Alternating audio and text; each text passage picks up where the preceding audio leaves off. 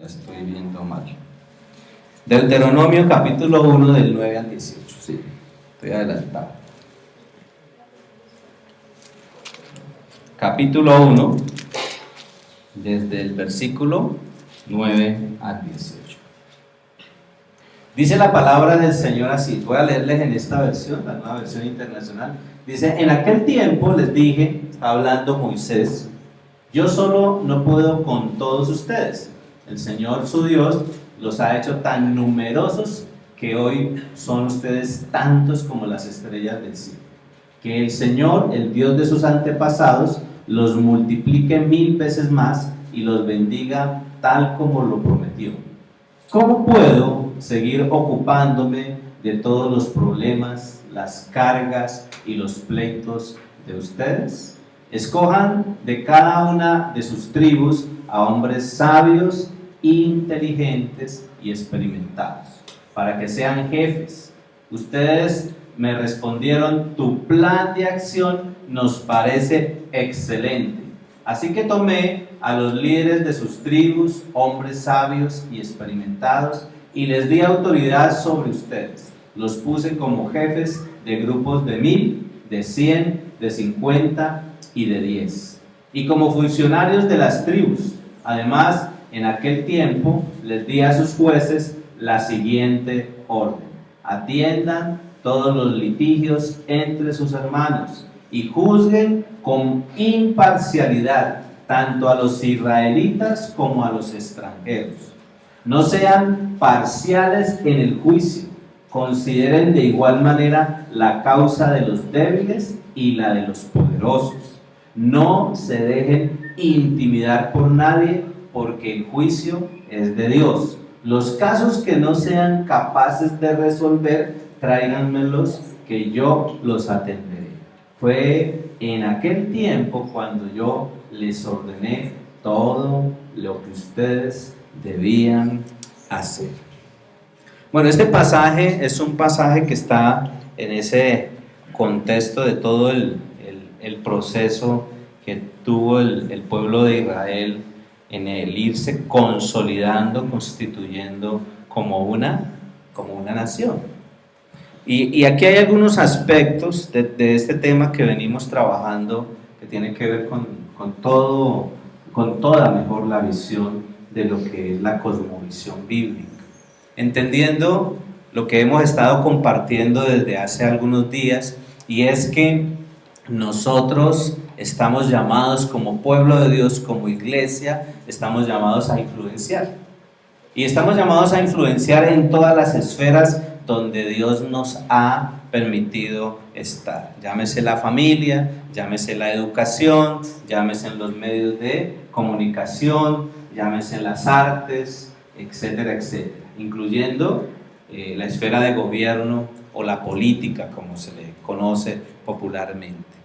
Cada uno de nosotros ha sido llamado a influenciar en cada una de las esferas donde Dios le permite estar. Como iglesia deberíamos estar en todas las esferas influenciando con el mensaje del Evangelio y con los principios de Dios. Y este pasaje nos ayuda un poco a mirar, a tener un panorama de la necesidad que tiene el pueblo de Dios de reflejar el gobierno de Dios en el mundo. El pueblo de Dios está llamado a reflejar el gobierno de Dios. Y cuando ustedes miran en todo este proceso de formación que Dios nos ha permitido tener como cristianos, el asunto o el tema mejor de la autoridad, pues Dios es un Dios que ha instituido, es un Dios que ha puesto autoridades en todas las diferentes esferas, ¿sí? Hablamos de la familia, hablamos del trabajo, hablamos del Estado o del gobierno, hablamos de la misma iglesia. En la estructura que cada una de esas esferas va consolidando, se requiere de autoridad, del ejercicio de la autoridad, del ejercicio del gobierno. Y en cada una de esas esferas debe reflejarse el gobierno de Dios, ¿sí? Debe reflejarse el gobierno de Dios. Y pensando en este en este pasaje que acabamos de leer, reflexionándolo un poco, el pasaje nos enfoca en algunos aspectos que es lo que yo quiero compartir en esta noche. Uno, que es el hecho de entender la necesidad de nosotros poder seguir influenciando como hijos de Dios con ese mensaje del Evangelio. Pero entender también que la esfera de gobierno, que es lo que nosotros en este momento estamos mirando como una gran necesidad, donde se requiere que haya principios de Dios para que haya esa justicia, esa equidad que esperamos en nuestra sociedad y en nuestro país. La esfera de gobierno es un bastión en el que debe influenciar el creyente, ¿sí? Cada uno de nosotros. Y usted y yo estamos llamados a involucrarnos en ese proceso y en ese deseo de Dios, en ese proyecto de Dios de generar transformación en medio de la sociedad en la que nosotros vivimos. Y recuerden que toda esa sociedad la constituye la familia, toda esa sociedad la constituye, ¿cierto?, la iglesia organizada, la constituye los medios de comunicación, el Estado como estructura de dirección en cada lugar donde hay una comunidad, ¿sí?, donde hay un grupo de seres humanos en comunidad. Y usted y yo estamos llamados a participar socialmente sin comprometer nuestra fe en Cristo. Hoy más que nunca nuestros principios tienen que ser unos principios que no solamente nos tengan convencidos a nosotros, sino que al transmitirlos en el proceso del discipulado que nosotros debemos hacer como hijos de Dios a cada persona a la que le proclamamos el mensaje del Evangelio, en ese proceso de discipular a cada persona, de aún discipular a cada esfera social, de discipular aún a cada nación, porque a eso nos ha llamado el Señor como cuerpo de Cristo en todo el mundo, nosotros podamos involucrarnos, podamos comprometernos en desarrollar todas estas dinámicas sociales sin que nuestros principios se vendan.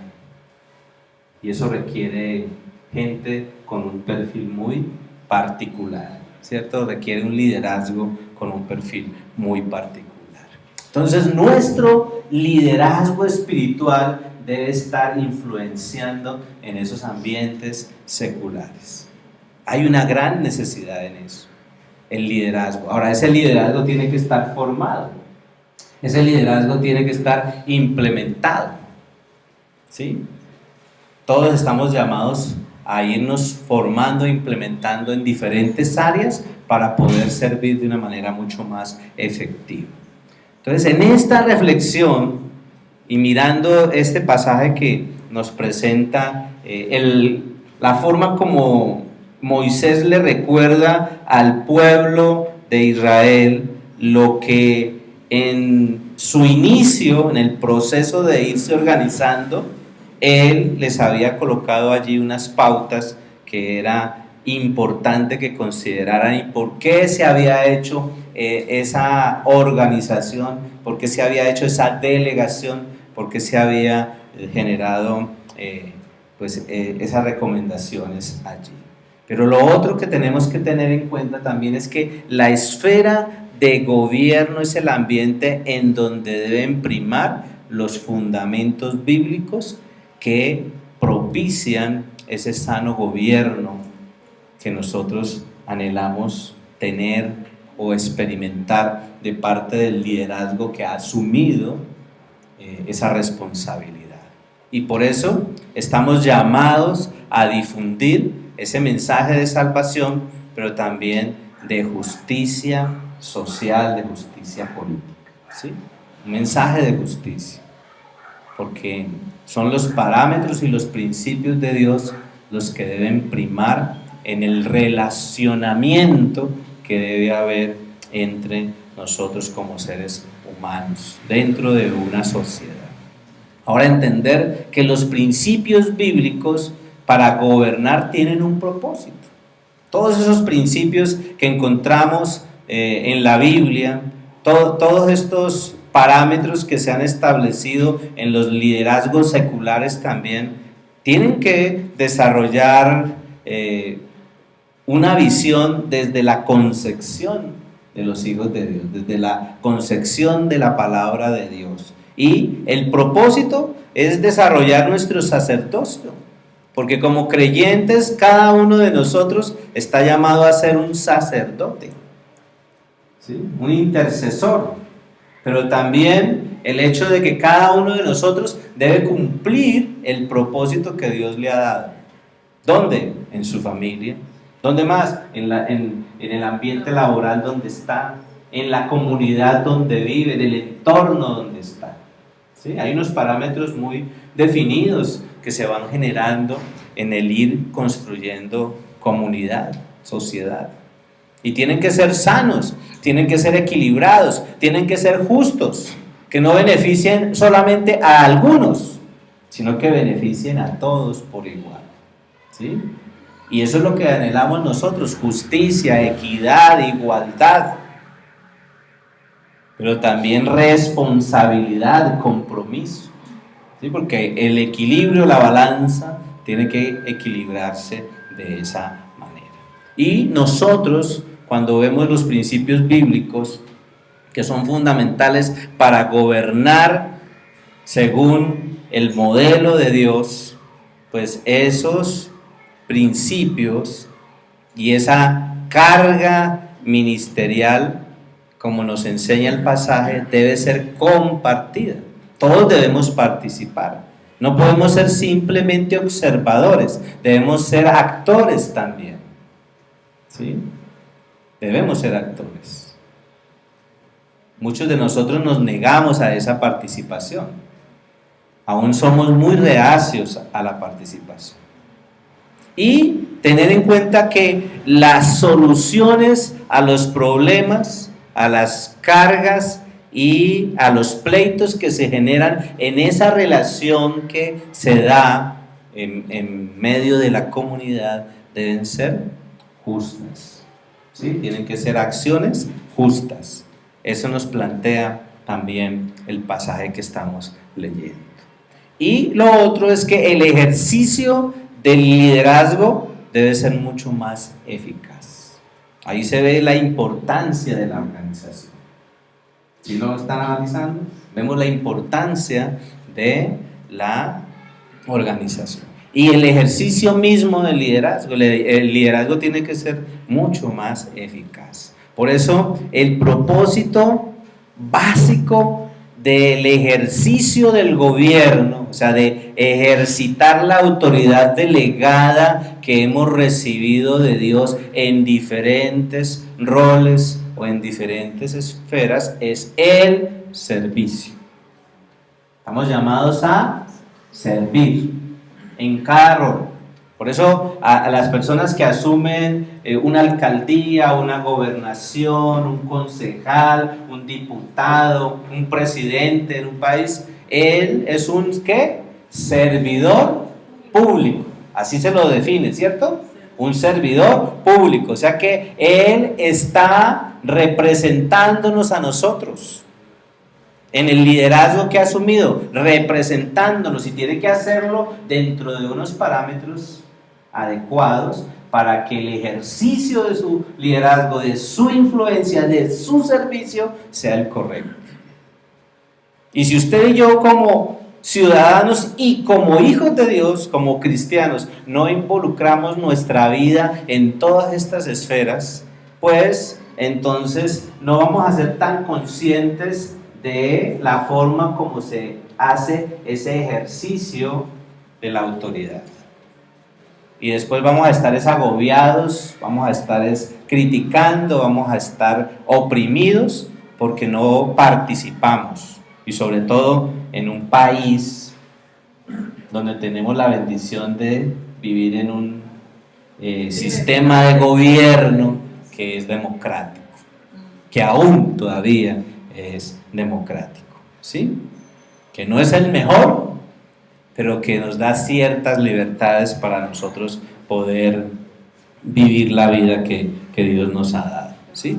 Y otro elemento dentro de esto, de entender ese propósito básico que tiene que ver con el servicio, es que esto está necesariamente generando en quien ejerce el liderazgo, generando una responsabilidad espiritual, ¿sí? Donde nosotros debemos desarrollar esa responsabilidad espiritual.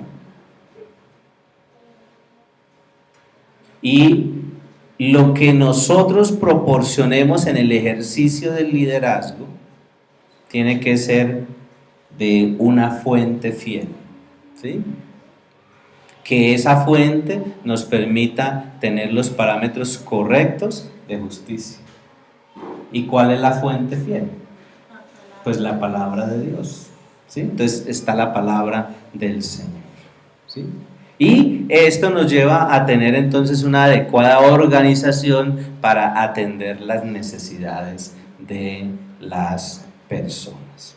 Ahora, cuando mirábamos ahí en Deuteronomio, en el capítulo 1, el versículo 17, o desde el 16, quiero leerles, dice: en ese momento les dije a ustedes todo lo que debían hacer.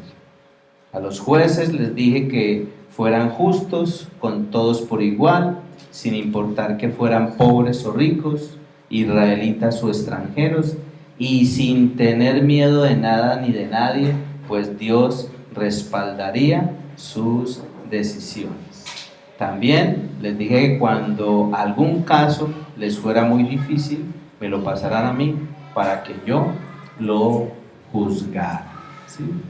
Entonces miren la importancia de desarrollar con equidad, con justicia, esos principios de gobierno que Dios ha definido y ha establecido en su palabra, ¿sí? Entonces los principios bíblicos para gobernar nos enseñan el manejo correcto de la autoridad delegada. ¿Qué dice el versículo 13? ¿Alguien que me lo lea así en voz alta? En voz alta, porque no oigo a nadie. Versículo 13, estamos en Deuteronomio 1. Dadme entre vosotros de vuestras tribus varones sabios y entendidos y expertos, para que yo los ponga por vuestros jefes. Ajá. Por eso les aconsejé, dice en esta otra versión, elegir de entre todas las tribus a hombres sabios, inteligentes y con experiencia, para que los pusieran como jefes del pueblo y así me ayudaran. Mira, hay unas características ahí muy definidas, ¿sí? Ahí habla de unas características muy definidas. Entonces nosotros como hijos de Dios tenemos que ir a la palabra, a la fuente, y pedirle al Señor que nos dé dirección en estos procesos de elección que estamos viviendo como hijos de Dios, ¿sí? Como nos enseña allí la palabra. En esta otra versión que estoy mirando aquí en la traducción en lenguaje actual dice: por eso les aconsejé elegir de entre todas las tribus a hombres, otra vez dice, sabios, inteligentes y con experiencia, para que los pusieran como jefes del pueblo y así me ayudaran, ¿sí?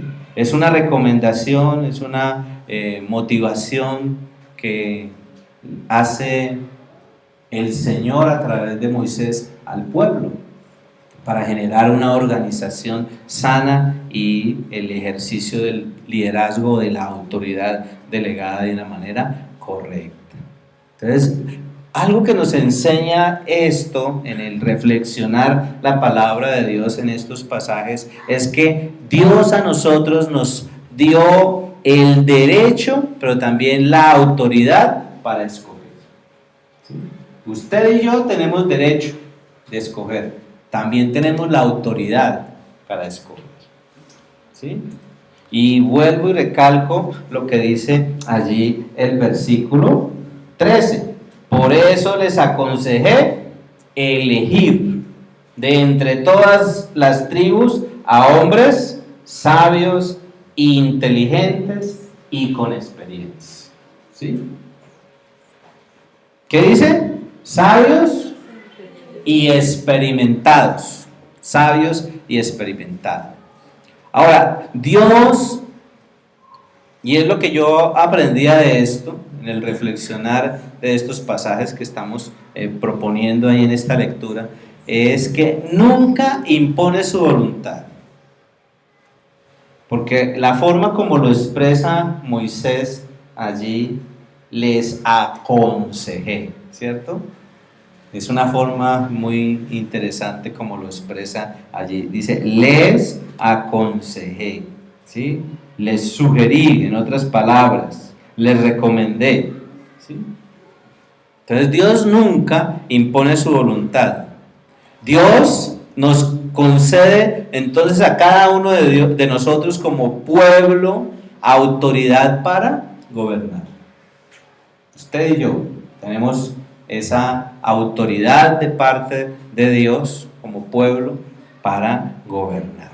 Tenemos entonces por ley, pero también por decreto, el derecho y la responsabilidad de escoger quién nos gobierna. Dios anhela que las personas que escojamos tengan unas características. ¿Cuáles son? Ahí habla la versión que leí. ¿Cuáles son? Sabios, ¿qué? Inteligentes y gente experimentada. Esto lo dice la Biblia, ¿no? Lo dice la palabra del Señor.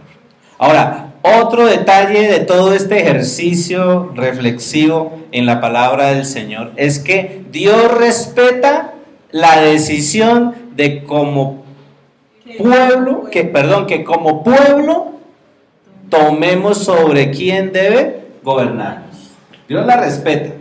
Él nos da recomendaciones.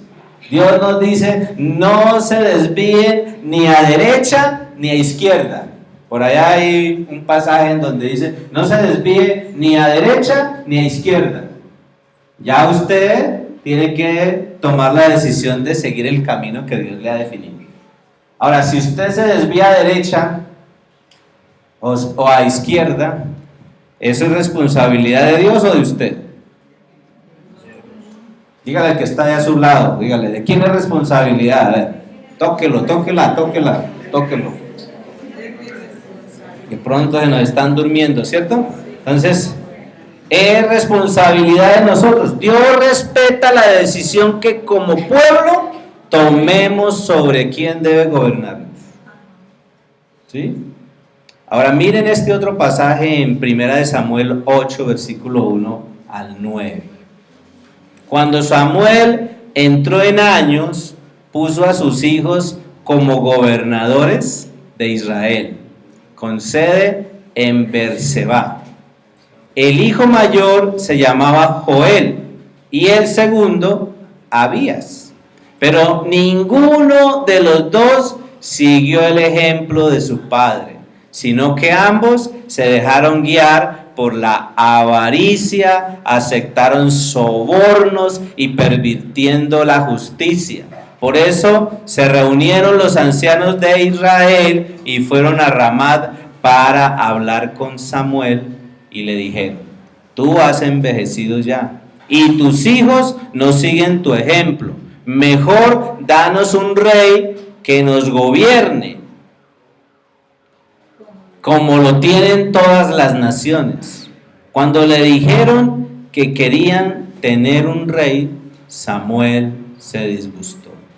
Entonces se puso a orar al Señor, pero el Señor le dijo, considera seriamente todo lo que el pueblo te diga. En realidad no te han desechado o rechazado a ti, sino a mí, pues no quieren que yo reine sobre ellos. Te están tratando del mismo modo que me han tratado a mí desde el día en que los saqué de Egipto hasta hoy. Me han abandonado para servir a otros dioses, así que hazles caso, pero adviérteles claramente del poder que el rey va a ejercer sobre ellos. O sea, Dios respeta las decisiones que nosotros tomemos y respeta a la decisión mayoritaria. Si como pueblo salimos y elegimos, tenemos que asumir las consecuencias de las decisiones que tomemos. ¿Sí? Por eso usted y yo tenemos que estar enfocados en el direccionamiento del Señor y del Espíritu. Nos enseña entonces la palabra que respeta y bendice a quienes escogemos como dirigentes, aunque no comparte el sistema de gobierno que nosotros practicamos. ¿Sí? Y me parece impresionante esto que el Señor nos enseña en su palabra.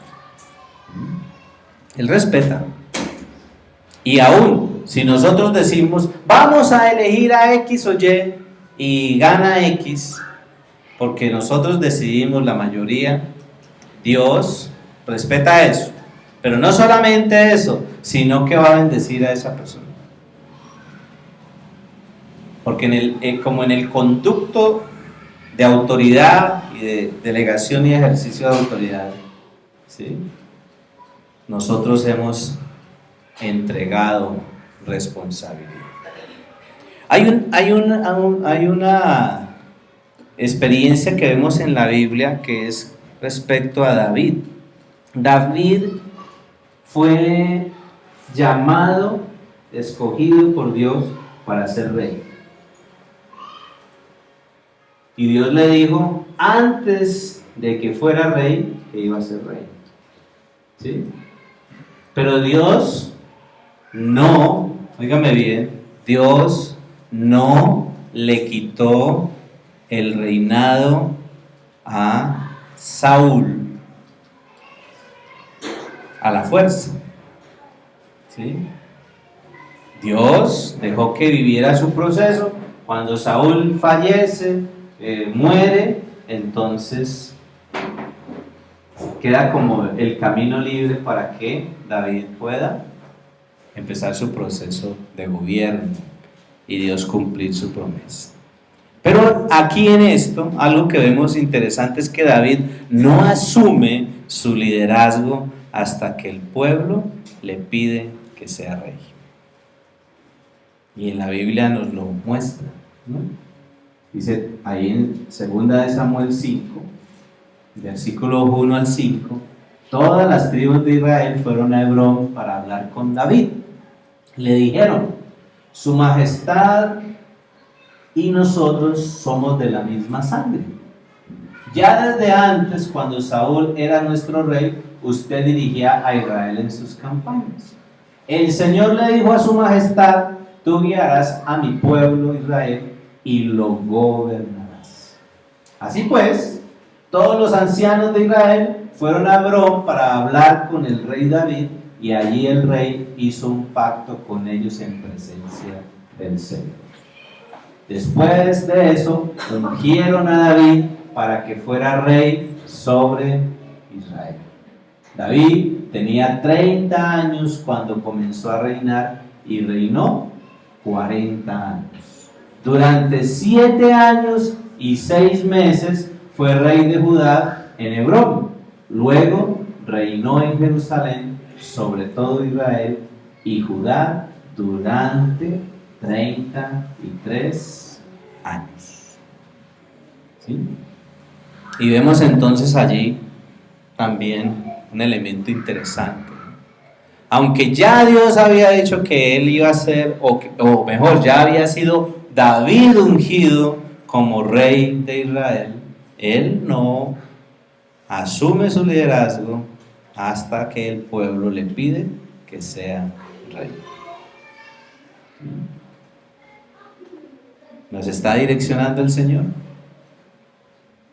Entonces, en este proceso, pues Dios quiere que nosotros tengamos como líderes un perfil muy particular. Pero vuelvo otra vez al versículo 13 que estamos leyendo allí.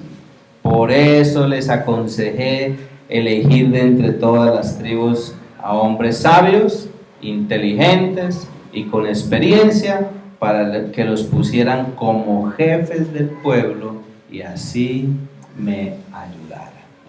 ¿Sí? Los principios bíblicos para gobernar nos enseñan que el carácter de quien gobierna es fundamental. Ahora, es otra recomendación. A quien vaya a escoger, ¿quién tiene que ser? ¿Qué características debe tener? O sea, Dios siempre nos ha dado pautas para saber a quién elegir. ¿Sí? Gente de carácter, con conocimiento, con reputación. Esa es la gente que nosotros deberíamos elegir. Tristemente, aún como cristianos, no evaluamos eso, evaluamos otras cosas o enfocamos otros intereses y elegimos según unos intereses o según otros parámetros, pero no dentro de los parámetros de Dios. Gente de carácter, gente con conocimiento, gente con reputación. O sea, Dios determinó los rasgos de los que debían ser elegidos. ¿Qué es lo que nos enseña la Biblia en esta lectura y relectura que estamos haciendo de estos pasajes? Pues que tiene que haber sabiduría, que debe haber entendimiento, experiencia, respetabilidad de quienes asumen. ¿Sí? Y todo esto viene del consejo sabio que le dio su suegro a Moisés. No es justo, no es sano que tú estés haciendo lo que estás haciendo. Te vas a desgastar tú y se va a desgastar todo este pueblo. Se necesita ese tipo de organización para que haya un ejercicio sano en los procesos de ir construyendo nación.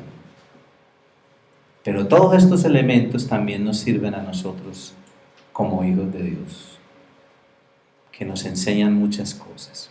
Y dentro de esas cosas, mirando también este versículo que estamos leyendo nuevamente, el versículo 13, es entender que los principios bíblicos para gobernar nos enseñan sobre ser incluyentes.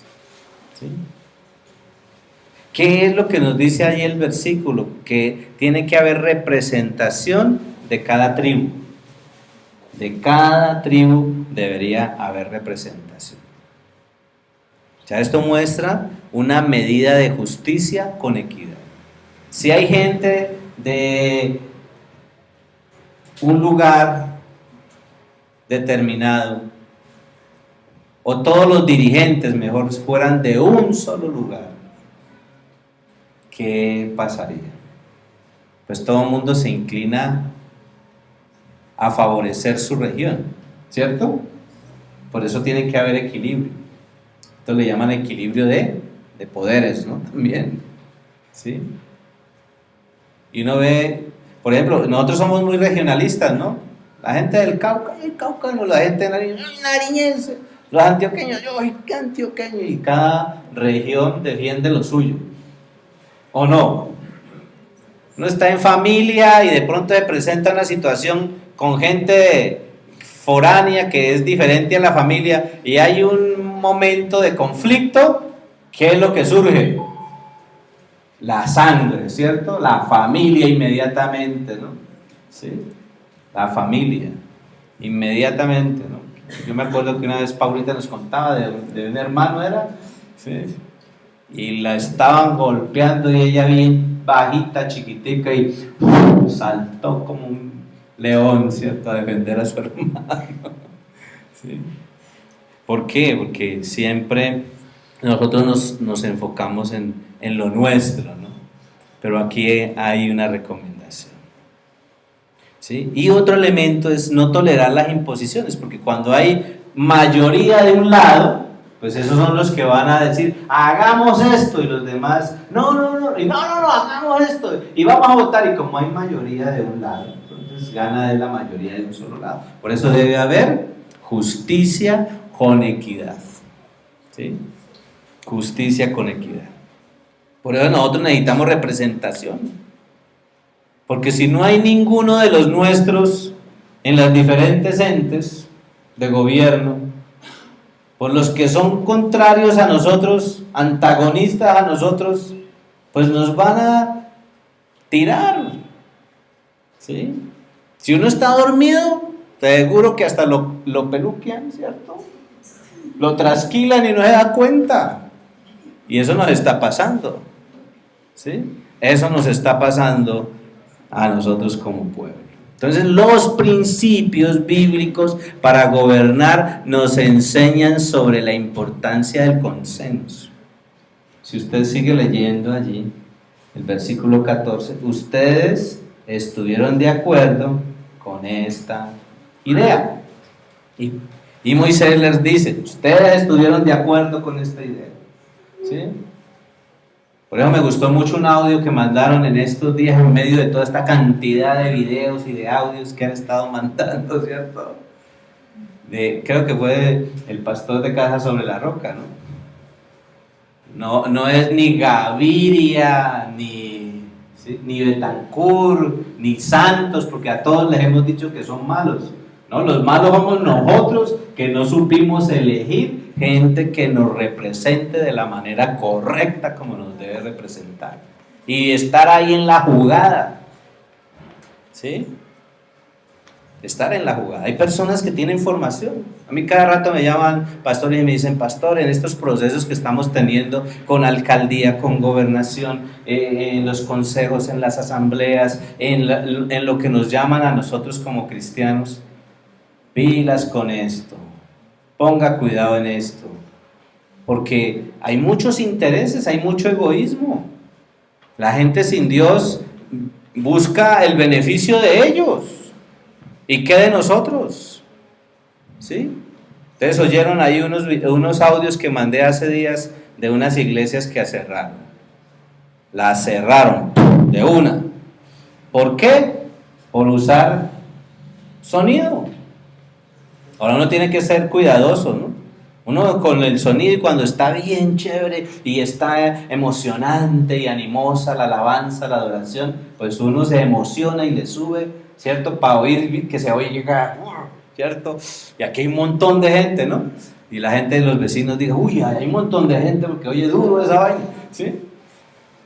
Pero hay que ser cuidadosos en las normas que hay, ¿sí? Cuidarnos, pero tampoco dejarnos afectar por las personas que no saben ejercer correctamente la autoridad delegada. Entonces, miren, sin el respaldo de todo el pueblo es imposible liderar.